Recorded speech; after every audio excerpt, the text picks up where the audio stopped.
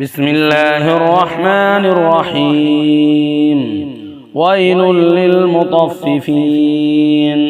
الذين إذا اكتالوا على الناس يستوفون وإذا كالوهم أو وزنوهم يخسرون ألا يظن أولئك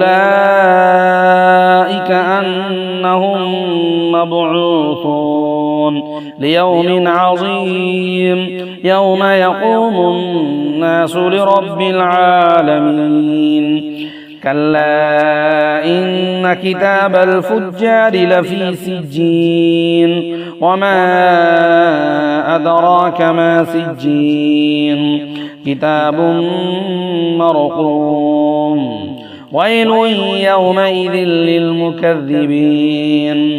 الذين يكذبون بيوم الدين وما يكذب به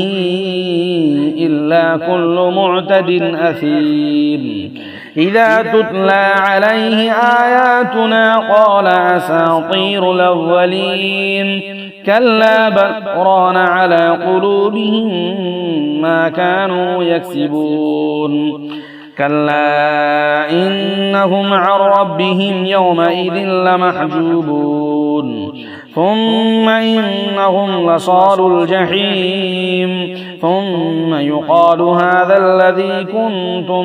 به تكذبون كلا إن كتاب الأبرار لفي عليين وما أدراك ما عليون كتاب مرقوم يشهده المقربون إن الأبرار لفي نعيم على الأرائك ينظرون تعرف في وجوههم نضرة النعيم يسقون من رحيق مختوم ختامه مسك وفي ذلك فليتنافس المتنافسون